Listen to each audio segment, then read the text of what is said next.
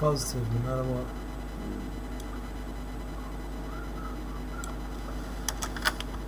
You know, I'm trying to give a Talmud class and trying to keep that inspired, you know?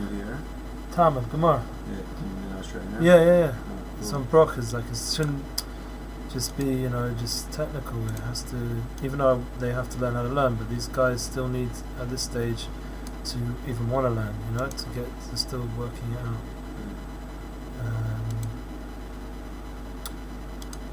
Let me just get rid of this. Is there anything else here? Let's do before I get off. Yeah, let's sort this out.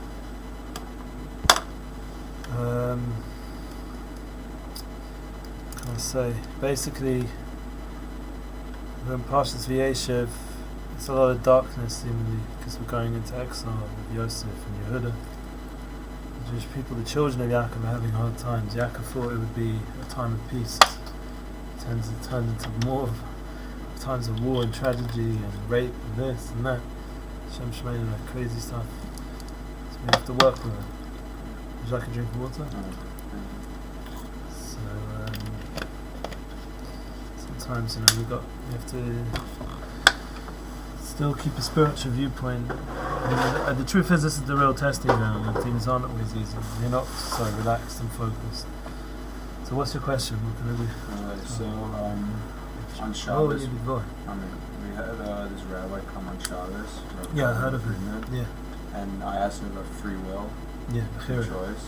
And he said that free choice is like in your mind. It's what you want to do, but your actions are actually like by God. So, but then I was reading today, R.A. Kaplan said that we don't have free will, right? It's all God. So what exactly is the whole thing about free will? Do we have free will or do we not have free will? Like, I'll tell you. What's the answer, what's the answer to it? I'll tell you. Bez Hashem, from the Tanya. Since we had a lot of Tanya, I don't know where I'm bringing it this week to find it. I think it could be in my bag here. The bottom line is, in the Tanya, he talks about this idea of Chochma, person's wisdom. A place to Bechira begins when a person becomes the entity of Yesh, of existence. I think, therefore I am. You know? Who said that? Shakespeare? Yeah. No, it wasn't. Sorry. It was a famous philosopher. I forgot his name. Thomas something. I know, Baruch Hashem, I forget these things. It should be my Averism as well. But the idea of thinking things and being. And this is a big story to try and bring out in our journey. And we have to remember that Hashem helped us. He created us, Yesh Ma'ayin. He made us from nothing. The world of Kesser, the higher world we've talked about, this world of Amunah, is described in Svarim as Ayin. It's the world of nothingness, which in Chabad Svarim, this week is Yud Kislev. In Chabad Svarim and Deepa Svarim and Kabbalah Svarim, the side of Yesh Ma'ayin is very important, because what you realize is the true Yesh. Who's the true Yesh? Who's the true there is? Who's the true existence? Yeah. God, He's the real Yesh. And who's the Ayin? Who's nothing? Us. Very good. So we're nothing. No Hashem. Hashem is everything. We're nothing. So why does it look down here to us like we're something and Hashem is nothing? That's how it looks down to us. So what we're going to do, just to cut it short, you know, because we can talk about this for a long time, is realize He's the true Yesh and we're Ayin. So now, if we think we're the Yesh, which is Chochmah, is the place of Yesh, somebody in the world of Yesh, of existence, of creation, there is some sort of existence, some sort of Yesh. So this place is, even within the Yesh, there's a hint that it's all really Hashem. And what's that? Chochmah is Osius Koyach Ma. All my strength comes from Hashem. So the real goal of Chabad, I don't mean the Babbage, I mean Chabad. Hashem gave us Chochmah being a das, gave us wisdom, intellect.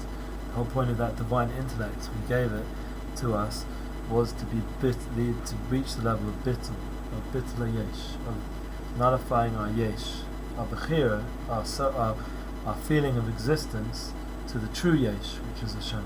You getting that? Yeah. It's clear. So, nevertheless, kayach, he did give us kayach ma. What is this kayach? Ma means what? And kayach means strength. He gave us the strength, and he gave us energy and strength inside of us. We are powered by Hashem himself, and he gave us a kayach. Kayach is 2 times yad, 2 hands. So you're saying like the hands that do the sin, but Hashem's the one giving the kayach. The thing is, he allows us with bechira to choose, when that place of yesh, that I exist, to say I'm doing it or it's Hashem doing it. So once you're already doing an avera, even though you're taking that God-given strength, which is yesh, which is the creation from Hashem, because it's really yesh ma'ayin, and the ayin is really the true yesh, that really that God-given strength that you're doing that avera with is being used to work for your bechira. But since the real truth is that whole yesh is nothing, and there's only one yesh, so even the avera is really Hashem.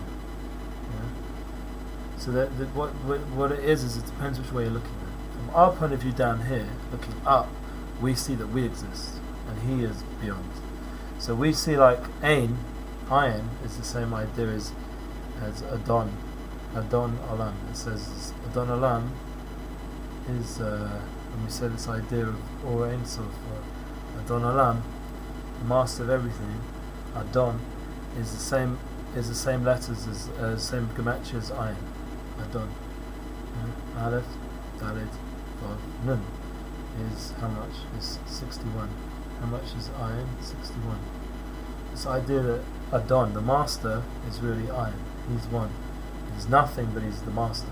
The master is nothing. The master is the true nothing is really the true master. The ayin is really Hashem. So he's the one who's really creating everything. So that's how it looks from above.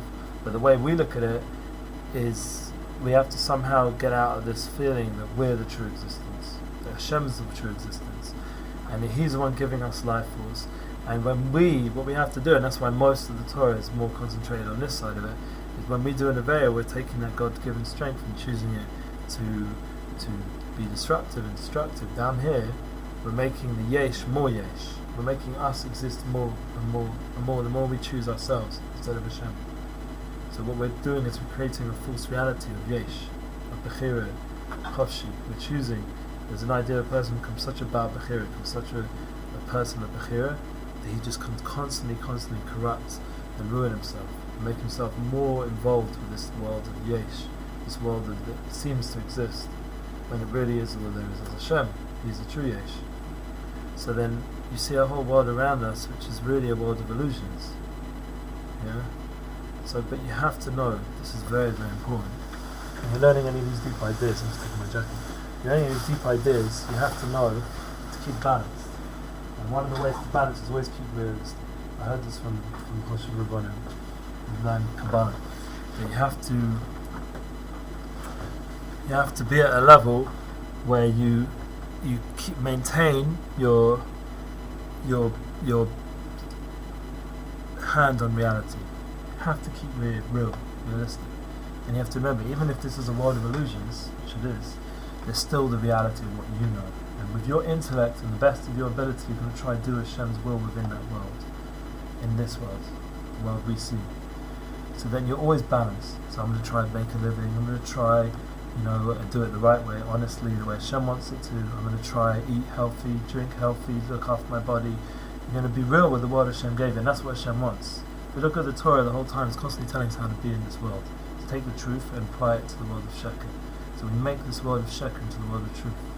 That's one of the big goals. But what we have to realize, our choice is when, in our own mind, is when we can lose reality of what the truth is, and that's the whole battleground, to clarify, das, to know what Hashem wants, chochmah, bina, das, to know what Hashem wants and clarify what's good and what isn't. And that's constantly what we have to do in this world, constantly. So then, if we accidentally do something, to answer your question more directly, which is an avera, which we're using Hashem's koyach, because Hashem gave us chochmah, koyach ma, He gave us what He made us into a creation, He gave us the ability to use our free will, to choose But the true reality is that even if we have done wrong, since we can always return back to Hashem, we can ask forgiveness, we can do tshuva, we can always undo whatever because we are now choosing to undo that. We have charot and regret. You say to Hashem that you verbalize it, you do viduri. This is tshuva from the Rambam, and you try never to do such a thing again, and then it's as if that thing never existed. If you do it with love, meaning you really have a deep emotional awakening, just like you got fired up for that thing. Say with a girl, you have a lot of love towards a woman, you want to give out this energy. Yeah. Now you take that energy and you say with love to Hashem, you fire up yourself with prayer to Hashem, and you take that energy and give it up to Hashem, then it goes up to Hashem, and it doesn't fall down into that place. And then that whole, whatever did fall down gets picked up, because you took that love that was for the wrong thing and took it to Hashem. So that's tshuva b'ahava, and now it becomes a mitzvah, whatever you did wrong. So once a person said to a big Rebbe, he said, a Rebbe said to him, "You've done so many aveiros, you've done so many sins. What are you going to do with that? What are you going to do?" So he says, I envy you. So why'd you envy me, Rebbe? He says, because you're going to take all those aveiros and turn them into mitzvahs when you do tshuva b'ahava. Yeah? So you're going to be a wealthy guy, you're going to be a bigger level than me, because I didn't do that many aveiros. So when I do tshuva, I don't make such big mitzvahs. You make big mitzvahs. The only problem is, what's the problem? What's the bayah? What? The guy said, well, now I know that, so I'm going to keep doing more aveiros. Yeah. So then I can get more mitzvahs. So then the Rebbe was like, no, it doesn't work like that. You got to do tshuva now, and that's it. The truth is, you can even do tshuva later, because maybe you didn't really understand. But the bottom line is, this idea of correcting this world of Bechira, the main thing you have to know is to get in touch with Yediyah, not Bechira, but Yediyah. To know that Hashem ultimately will bring everything to its good. And to both Am, so he chose Am Yisrael, he chose Yisrael. So just like he chose us, we have to choose him. And that, constantly remember that in prayer. Both Am Yisrael, Bachar Banim, he chose us, That's what choose. Bachar B'chaim, we have to choose life. Life is Torah.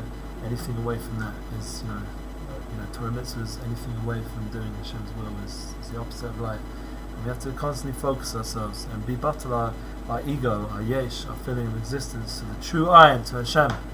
It's all Hashem, ein od mevado. There's nothing else but Hashem. And ein is the adon, he's the true master. And when we get that clear, then we've worked this all out. The only thing is, you want to understand the question. I know what he's saying. He's saying, I think it's with the Maharal. And I'd be honest, I never really understood the Maharal so good, what he was saying, the Rabbi. I think it was from the Maharal. Go to the Maharal? Sounds like the Maharal.